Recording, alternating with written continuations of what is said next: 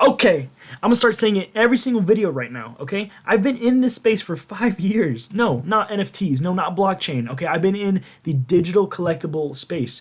NFTs is very new and it's new terminology that has changed a lot, but it doesn't mean anything. If you are watching this video, you are someone who has developed the understanding that you need to be looking at the young, okay? And yes, I'm 18 years old, but I've been in this space. I grew up using Google as my main source of education. I called the market top about 1 month ago, and since then, we have Ultraman down over 50%. We have Partner Statue down 36%. Todd McFarlane also down 36%. And the reason why we look at him when talking about the overall market is because everything's pegged to him. Todd McFarlane is very good at giving a general idea of where the market is headed. There's some really big indicators going on right now, and I really think we're nearing a market bottom before we start heading back up. Todd McFarlane has reached similar levels in terms of listings that he was doing just a couple weeks ago. And look, even though the listings are dropping, the price is also dropping, which is very it's a very strong indicator that things are about to go back up. If we look at the partner sector, we see kind of a similar trend. We had the huge decline in price alongside the decline in listings, and yeah, we've had like a little bit of a bump here in corrections, but overall we see that same general trend. The price is decreasing and the total listings as well, which is not something we see. That's usually an inverse correlation. See, look, the recent Mickey Mouse lenticular cards are a really good example of what a good correlation or a proper correlation should look like. We have the total listings increasing and the price decreasing. This is behaving as usual. Take a look at Secret Rare Spider-Man. He's dropped from a high of 93 total listings all the way down to 50. We have halved the listings of Spider-Man. He's now behaving normally. Like, this is something that I pointed out in that video, is why is the listing increasing at the exact same pace of the price? This was very suspicious, and now it's kind of corrected itself. The listings have dropped with the price remaining the same. Is either this strange trend is being accounted for, or what's going on is the market is sort of mellowing out, bottoming. In my opinion, I think we're ready to just go sideways for a little while. Sideways until we get more drops or no drops at all.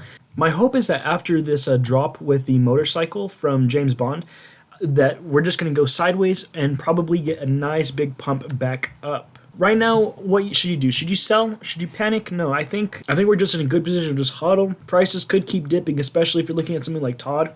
He has not gotten hit enough compared to the rest of the market, especially when you compare it to his listings. There's just some really, really strange stuff going on in the market. But there's also some great buying opportunities. Obviously, don't pay attention to the Todd McFarlanes. The overall, the grails and the blue chips are going to be kind of scary buys right now. There's not a lot going for them, but maybe you can find some cheap ones. Whatever you like, just buy what you like and then hold it, because it's easier with the things you like as opposed to the things you don't. I don't think they'll have much more to say on this besides the fact that we're in a closed environment, closed economy, means that prices are unaffected by outside circumstances. This is a closed economy, the Veve market. That being said, I'm very excited to see what MTL has for us, because when MTL drops, there's going to be some very exciting things to be looking at, things that no one can really predict, because it's something that no one's ever really seen. What happens when a market opens up to the outside world? I have no idea. I really just don't know. But so it could go either way with MTL, and right now people are speculating on huge dumps with MTL, and I'm saying like there's a really high opportunity that we actually get a ginormous pump on the release of MTL. I think on announcement of MTL we're gonna have a lot of come down, but once like a couple weeks, maybe a month passes with MTL, we're gonna see some really big skyrockets because of the fact that big players are now gonna be able to get into this app, advertise. Disney's going to probably start advertising for their NFTs on this. All the other big companies are probably going to do the same. Right now, people are scared, and they don't want to try and sell something to their people, their fans, that they can't even cash out of. They're gonna lose so much reputation for something like that, which is why we're really waiting for that MTL for huge boom in the market. The sad part about this whole NFT thing is everyone in Veve right now is only here because it is the easiest NFT space to buy. I'm sorry to break it to you, but no one's here because they actually want to hold on to these things. Majority of you. You might stay. I personally am staying because there are some of these things that I want to hold on to, but the reason why I put my eyes on this in the first place is because there's that huge make money tag on it. There's that huge new world NFT craze thing going on. And everyone right now is buying because they're speculating that they'll be able to sell to someone else for more in the future. That's all you guys are trying to do here, and I respect that, commend it. That's what I'm trying to do too. But listen, just breathe, okay? Everything's gonna be okay. Let's ride this out. DCA, go get a job. Go start working again, and just put all your money into Veve. You're gonna make a great bag. Either way, don't invest your life savings. But for me, as someone who doesn't have any money, if I just keep putting in everything, I have nothing to lose because I can always just go back and make it in the next month and the next year. I'm in a good spot.